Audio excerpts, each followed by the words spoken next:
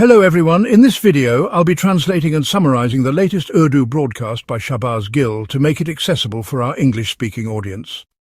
Let's go through the key developments and insights in Shahbaz Gill's words. Today's most important news starts with President Trump's visit to Pakistan and the GOTV apologies. Yes, GOTV released a final news report that President Trump will be visiting Pakistan on September 18th on an official visit. The news was false, fake, and it's a hat trick for GOTV's Ejaz, who has, in just 1 week, given 3 false reports. So what happened next? The latest update is that the US Embassy, the American government, and even Pakistan's own Ministry of Foreign Affairs have all denied this news. All 3 have issued explanations stating that no such visit is planned. They were all unaware of this. It's evident that Ejaz got this news from some colonel, and he passed it on without checking. Now, GOTV is apologizing for this and facing humiliation. This news has become a joke around the world, including among many Indian news outlets. First, they tried to make a narrative, but it backfired, showing what happens when you spread fake news. But there is another lesson here. You may have noticed that the legacy media, the traditional media, is mostly against social media. They oppose it because social media holds them accountable. If social media didn't exist, they would be able to run news and later twist it. They could just retract the news and say it was someone else's mistake or that something happened differently. But now, when a fake story is published, people share screenshots within seconds. Within 10 seconds, people are already sharing headlines from CNN, New York Times, and others about Trump being in the UK from September 17th to 19th, and then people wonder how he's coming to Pakistan on the 18th. Since the news was proven false on the spot, apologies had to be made. This is why many people, including Field Marshal Asim Munir, claim that social media spreads unrest and chaos. In reality, it reveals the truth. Without social media, these lies would go unchecked for much longer. It is social media that uncovers these false stories every day. I congratulate all social media users, especially Pakistanis, for exposing these false narratives and propaganda. Now, moving on to another serious issue that needs to be addressed, the floods in Pakistan. There is no doubt that the rains have been heavy, but it's not as if entire cities are flooding without reason. Some news reports claim many deaths, some say dozens, while others mention close to 100. Yet you're asking, how can we not be seeing floods and people drowning when the news is full of it? Well, the truth is, houses are flooding, but we ourselves have created this situation. Take a look at this map. It shows both small and large rivers. The large one represents the main riverbed, and the small lines are smaller streams. This was the natural path for the water. When the floodwaters rise, the high areas, even within the riverbed, get submerged. When the water level is low, you may see mountains or dry land, but it is all part of the water's natural flow. Remember, Captain Imran Durrani once told you about 2 books, one from 1965 and another from 1971, that hold military officers accountable for their actions. Accountability is strict at lower levels, but the higher-ups, whether it's General Bajwa, General Musharraf, or General Raheel Sharif, are not held to the same standards. These people and their friends are the ones behind the land grabs and development projects on riverbeds. Take a look at the map. The DHA housing societies and Bahria town are all built on these flood-prone areas. If proper planning had been done, we would have known where not to build. Instead, we've grabbed almost every piece of land, regardless of its vulnerability to flooding. This is the real issue of accountability. Captain Imran Durrani shared that accountability used to be strict, but we don't see that happening now. So, who is accountable for building these societies on floodplains? These projects are either sponsored by the military or by powerful individuals with connections, not ordinary civilians. Despite DHA being a successful project, its construction on these landmasses can't be ignored. Who will take responsibility for this? Now let's look at a positive piece of news. In the Chakri area, a house submerged in floodwater had people trapped on the roof. A military helicopter reached the site, rescued them, and safely took them to a safer location. Bravo! However, while this is commendable, the way they were picked up is concerning. There were no safety measures like harnesses or belts. This could have been dangerous, and I'm not criticizing but just suggesting that in future safety protocols should be followed, especially since ordinary civilians don't have training for such operations. Next, a screenshot is going viral on social media, showing a paid promotion of the rescue operation. Why is this operation being promoted with so much money?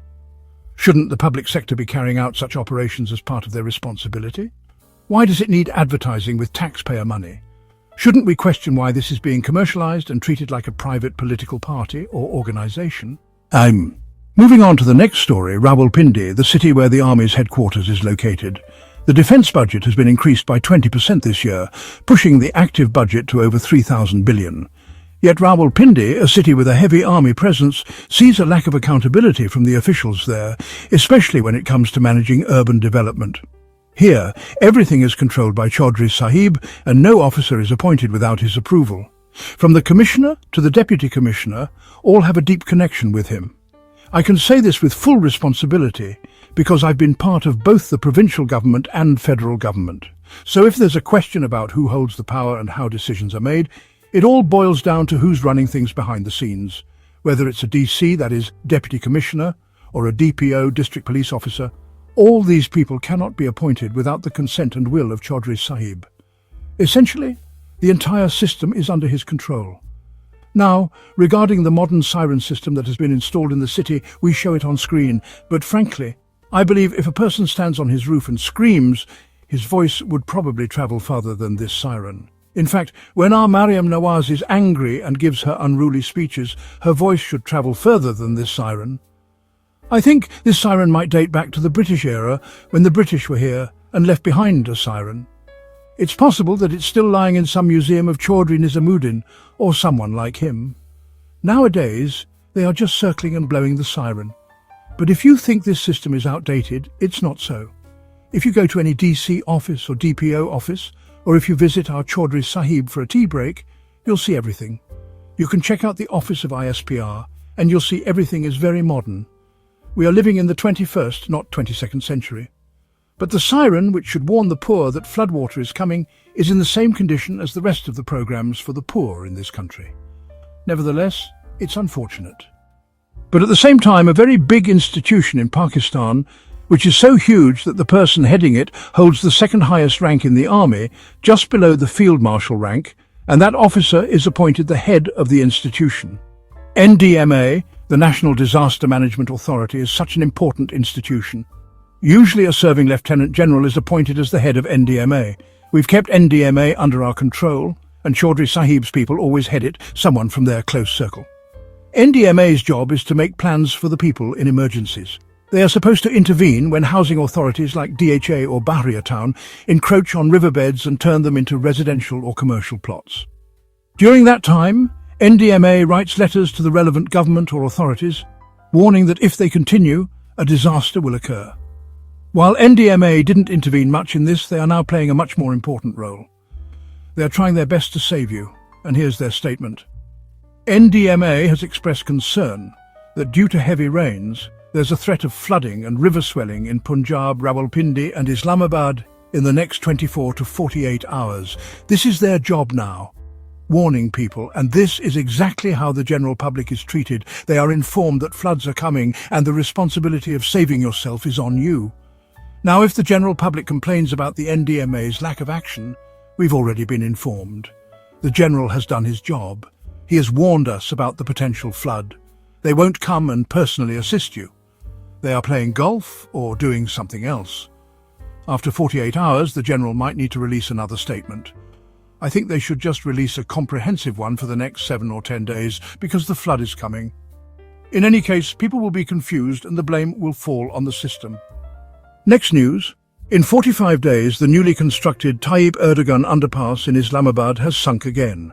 This underpass was constructed with great speed and people praised the builders. But now, after just 45 days, it has sunk.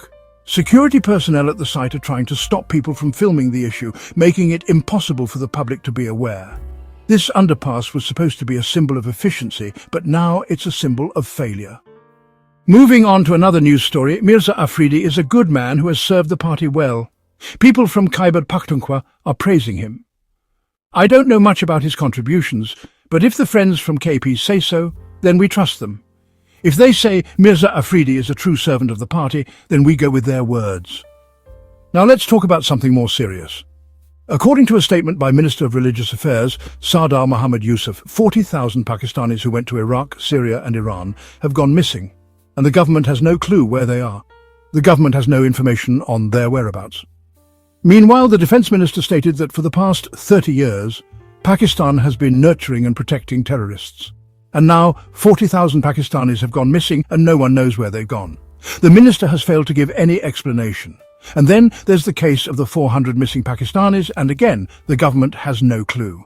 Is it the responsibility of the minister to find them, or do we have to take action to find them? It's embarrassing that the military and civilian governments are standing together, and one is warning about potential floods, while the other has lost track of thousands of its citizens. So the government has failed to address these issues. It is sad that these statements and the inability to track the missing citizens can be used against Pakistan globally. The public needs to hold the government accountable for this mess. That wraps up our translation of Shahbaz Gill's video. I hope this English version helped you understand his message better. Please like, share and subscribe to Awami Lens to help our community grow. Don't forget to leave a comment below and let me know what you thought of this effort.